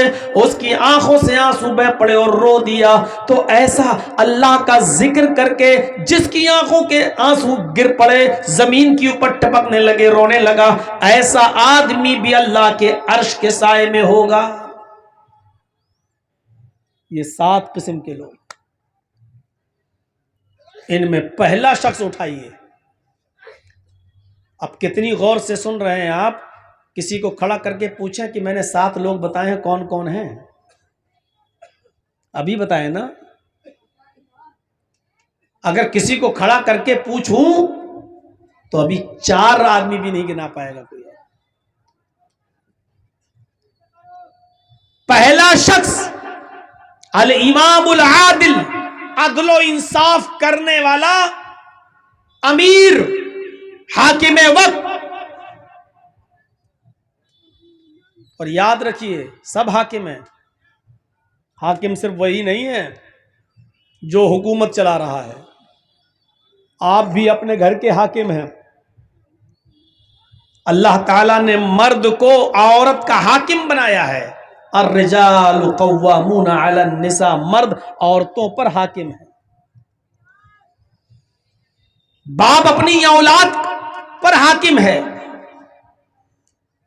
بھئی آپ باپ ہیں، 4 بیٹے، 2 بیٹیاں، 3 بیٹیاں ہیں نا آپ کی، آپ ان کے حاکم ہیں۔ اب آپ انصاف کرتے ہیں یا نہیں کرتے؟ اپنی بیوی کے ساتھ، اپنے بچوں کے ساتھ؟ معاف کیجئے گا، اگر آپ نے اپنی اولاد کے ساتھ انصاف نہیں کیا تو اللہ کے عرش کا سایہ نہیں ملے گا، بنیاد ہی گر رہی ہے۔ जन्नत जहन्नम बात की बात है, बुनियाद ही में फेल हो रहे हैं। हजरत नौमान इब्ने बशीर रजी अल्लाह ताला अन्हु फरमाते हैं कि एक बार मुझे मेरे बाप, मेरे वालिद अल्लाह के नबी जनाब मोहम्मद रसूलुल्लाह सल्लल्लाहु अलैहि वसल्लम की खिदमत में ले गए, अल्लाह के नबी सल्लल्लाहु अलैहि वसल्लम के पास ले गए। कौन? नौमान इब्ने बशीर के बाप। नौमान इब्ने बशीर फरमाते हैं कि मुझे मेरे बाप हाथ पकड़ कर लेकर गए और अल्लाह के नबी सल्लल्लाहु अलैहि वसल्लम की खिदमत में पहुंचे और अल्लाह के नबी मोहम्मद रसूलुल्लाह सल्लल्लाहु अलैहि वसल्लम से फरमाने लगे, आय अल्लाह के नबी, हाजा इब्नी, ये मेरा बेटा है। आय अल्लाह के नबी, ये मेरा बेटा है। मेरे पास एक गुलाम है जो मेरा गुलाम है, वो गुलाम मैं अपने बेटे को गिफ्ट कर रहा हूं, वो गुलाम मैं अपने बेटे को दे रहा हूं, वो गुलाम आज के बाद मेरे बेटे का होगा। अय अल्लाह के नबी सल्लल्लाहु अलैहि वसल्लम, आप गवाह बन जाइए कि मैं अपने बेटे को गुलाम दे रहा हूं। बाद में अगर कोई झगड़ा हो, कोई उस पर दावा ठोके, तो आप गवाही दे दीजिएगा कि नहीं, मेरे सामने नौमान इब्ने बशीर के बाप ने अपना गुलाम अपने बेटे को दिया था। नबी अकरम सल्लल्लाहु अलैहि वसल्लम ने नौमान इब्ने बशीर के बाप से पूछा, क्या तुम्हारे और भी बच्चे हैं, और भी बेटे हैं? उन्होंने जवाब दिया कि हाँ, हमारी और भी औलादे हैं, हमारे और भी बेटे हैं। फरमाया, क्या तुम उनको भी एक एक गुलाम दे रहे हो? क्या तुम उनको भी एक एक गुलाम दे रहे हो? नौमान इब्ने बशीर के बाप ने फरमाया, नहीं, मैं सिर्फ अपने इसी एक बेटे को, एक गुलाम है वो मैं इसको हिबा कर रहा हूं, वो मैं इसको दे रहा हूं। अल्लाह के नबी जनाब मोहम्मद रसूलुल्लाह सल्लल्लाहु अलैहि वसल्लम फरमाते हैं, फिर अपने इस बच्चे से भी वो गुलाम ले लो। अगर देना है तो सारे बेटों को एक एक गुलाम दो, और अगर नहीं देना है तो इस बच्चे से भी ले लो। मैं बेईमानी के सौदे पर गवाह नहीं बनता। मुझे गवाह बनाना है तो ईमानदारी के साथ गवाह बनाओ, सबको एक एक गुलाम दो, और अगर एक एक गुलाम सबके लिए नहीं है तो अपने बेटे से भी वो गुलाम ले लो, नौमान इब्ने बशीर को भी मत दो। ये अदल होना चाहिए बाप का। कितने लोग हैं आप बाप होंगे, 4 बच्चों के, 5 बच्चों के, 6। गौर करें, जमीन और जायदाद का बंटवारा, गौर करें। क्या आपने वसीयत की? आपके 2 बेटे हैं, 2 बेटियां हैं, आपके मरने के बाद बेटों ने वरासत ले ली, क्या आपकी बेटियों को भी हक मिला? मसला याद रखिएगा, बाप की जिंदगी में औलाद का कोई हक नहीं है। बाप की जिंदगी में औलाद का कोई हक नहीं है। अगर वो अपनी जिंदगी में बंटवारा करता है कोई बाप, तो जितना बेटे को देगा उतना ही बेटी को भी देगा, जितना बेटे को देगा उतना बेटी को भी देगा। हां, अगर बाप ने जिंदगी में बंटवारा नहीं किया तो बाप की वरासत बाप के इंतकाल के बाद जब तकसीम होगी तो जितना बेटे को मिलेगा उससे आधा बेटी का भी हक बनेगा, लेकिन वरासत मरने के बाद तकसीम होगी तब। लेकिन आपने वसीयत की कि मेरे इंतकाल के बाद मेरे बेटों का जितना बने बेटों को देना, मेरी बेटी का जितना बने उन बेटियों को देना, क्या आपने वसीयत की? अगर जमीन और जायदाद के बंटवारे में अमानतदारी नहीं हुई, बेटों के साथ बेटियों को हक नहीं मिला, बहनों को हक नहीं दिया आपने, आपके मरने के बाद आपकी बीवी को हक नहीं मिला, तो याद रखिए कयामत के दिन अर्श का साया नसीब नहीं होगा। साया अर्श का मिलेगा ही उस शख्स को जो अदल और इंसाफ कर रहा होगा। एक जिम्मेदार शख्स के लिए जरूरी है कि वो जिम्मेदारी के साथ निभाए और अदल और इंसाफ करने की वसीयत कर जाए अपनी जिंदगी में कि मेरे बच्चों सुनो, एक आलिम को बुला लेना मेरे इंतकाल के बाद, और वो जमीन और जायदाद का बिल्कुल सही सही बंटवारा कर दे। बेटों का जितना बनता बेटों को दे दे, बीवी का जितना बनता वो बीवी को दे दे, बहनों का बेटियों का जितना बनता वो बेटियों को दे दे। मेरे मरने के बाद मेरी बहन का जितना बनता वो बहन का हक दिया जाए। अगर आपने ये अदल से काम नहीं लिया تو یاد رکھیے گا سبعۃ یظلھم اللہ فی ظلہ یوم لا ظل الا ظلہ، الامام العادل، قیامت کے دن جو 7 قسم کے لوگ اللہ کے عرش کے سائے میں ہوں گے ان میں ہم نہیں ہوں گے، کیونکہ ہم نے اپنی اولاد کے ساتھ عدل و انصاف کا معاملہ نہیں نبھایا۔ اگر آپ حاکم وقت ہیں تب تو اور زیادہ ذمہ داری بڑھ جاتی ہے کہ اپنی رعایا کے ساتھ اور عوام کے ساتھ اور پبلک کے ساتھ عدل کریں، اور وہ قیامت تک رہے گی۔ پھر قیامت کے بعد ہمیں ہماری اصلی باڈی اور شکل کے بعد میں ہماری روح کو ڈال کر ہمیں دوبارہ اٹھایا جائے گا۔ وہ قیامت کا دن ہوگا، وہ ہماری تیسری زندگی ہوگی، اور اسی کو اخروی اور آخرت کی زندگی کہا جاتا ہے، جس میں ہمیں حساب و کتاب دینا ہوگا، اور اچھے اعمال کی بنیاد پر یا برے اعمال کی بنیاد پر ہمارا فیصلہ ہوگا، جنت یا جہنم۔ اللہ رب العالمین ہم سب کو جہنم کے عذاب سے محفوظ فرمائے اور ہم سب کو جنت کا مستحق بنائے۔ وہ دن بڑا عجیب دن ہوگا، اور آج میں اپنی تقریر میں، اپنے خطاب میں اس دن کے اندر جو قیامت کا دن کہلاتا ہے، جو تقریباً 50,000 سال کا دن ہوگا، نفسا نفسی کا عالم ہوگا، اور سورج ماتر 1 میل کے فاصلے پر ہوگا۔ تکون الشمس یوم القیامت کا مقدار میل، صرف 1 میل کے فاصلے پر ہوگا، اور انسان پسینے میں ڈوبا ہوا ہوگا اپنے اعمال کے بقدر۔ جس کے جیسے اعمال دنیا میں رہے ہوں گے، اگر کچھ برے عمل کیے ہیں تو کچھ لوگ ٹخنوں کے برابر پسینے میں ڈوبے ہوں گے، اور زیادہ گناہ کیے ہیں تو پنڈلی کے برابر پسینے میں ڈوبے ہوں گے، اور اس سے زیادہ گناہ کیے ہیں تو گھٹنوں کے برابر پسینے میں ڈوبے ہوں گے، اور مزید گناہ کیے ہیں تو کمر کے برابر پسینے میں ڈوبے ہوں گے، اور اس سے زیادہ گناہ کیے ہیں تو ہم کاندھوں کے برابر پسینوں میں ڈوبے ہوں گے، اور اس سے بھی زیادہ گناہ کیے ہیں تو بہت سے لوگ پسینے کے اندر ڈبکی لگا رہے ہوں گے اور گوتا لگا رہے۔ یہ ایسا دن ہوگا۔ حضرت عائشہ صدیقہ رضی اللہ تعالی عنہا نے پوچھا تھا اور کہا تھا ایک بار اللہ کے نبی صلی اللہ علیہ وسلم سے کہ اللہ کے رسول صلی اللہ علیہ وسلم، کیا قیامت کے دن کوئی رشتہ دار اپنے رشتہ دار کو یاد رکھے گا؟ شوہر اپنی بیوی کو یاد رکھے گا؟ باپ اپنے بیٹے کو یاد رکھے گا؟ ماں اپنی بیٹی کو یا بھائی اپنی بہن کو یاد رکھے گا؟ تو اللہ کے نبی صلی اللہ علیہ وسلم نے فرمایا، عند المیزان، جہاں ترازو رکھی جائے گی نیکیاں اور برائیاں تولنے کے لیے، جب نیکیاں اور برائیاں تولی جا رہی ہوں گی اس وقت کوئی کسی کو یاد نہیں کرے گا۔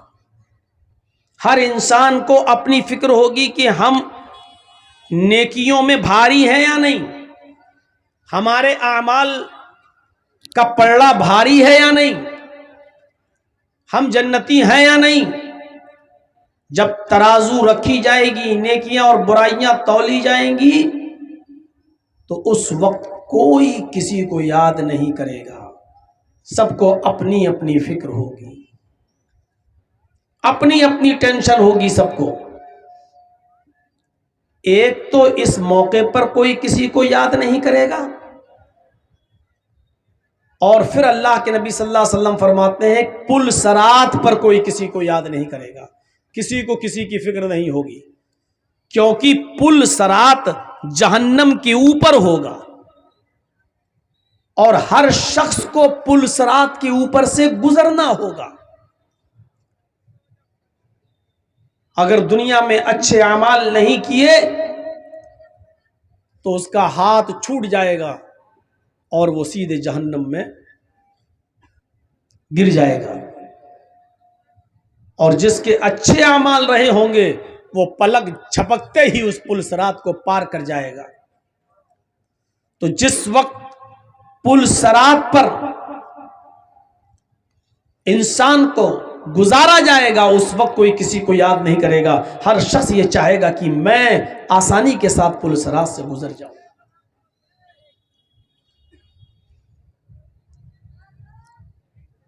یہ بڑا عجیب موقع ہوگا. اور اس قیامت کے دن، ابھی جنت اور جہنم کا معاملہ چھوڑ دیجئے، ابھی حساب و کتاب کی بات چھوڑ دیجئے، ابھی قیامت کے دن کامیاب لوگ کون ہوں گے؟ اور سورج جو 1 میل کے فاصلے پر ہوگا، جاسوس تپش ہوگی، 50,000 سال کا ایک دن ہوگا. اس دن میں کون لوگ سکون کے ساتھ ہوں گے؟ اللہ رب العالمین کے عرش کا سایہ ہوگا. اس سائے میں جو لوگ ہوں گے بس وہی لوگ سکون کے ساتھ ہوں گے. اس دن انہیں کو آرام مل پائے گا. سورج کی گرمی سے وہی لوگ محفوظ رہیں گے اور پسینے میں وہی لوگ نہیں ڈوب رہے ہوں گے جن کو اللہ کے عرش کا سایہ ملے گا. اب عرش کا سایہ کس کو ملے گا؟ عرش کا سایہ کس کو نصیب ہوگا؟ وہی حدیث میں نے آپ کے سامنے پڑھی ہے، اور آج یہی 7 قسم کے لوگ ہم آپ کو بتائیں گے جو اللہ کے عرش کے سائے میں ہوں گے.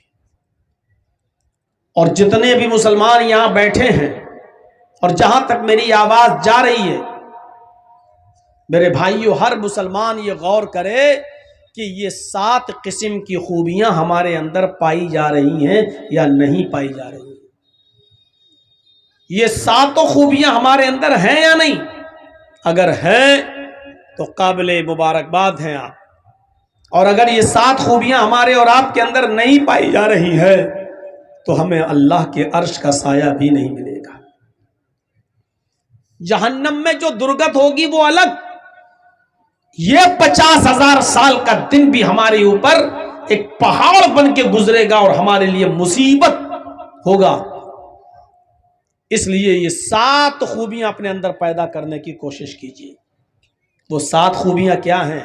وہ 7 قسم کے لوگ کون ہیں؟ آئیے. 7 یظلهم اللہ فی ظلہ یوم لا ظل الا ظلہ، الامام العادل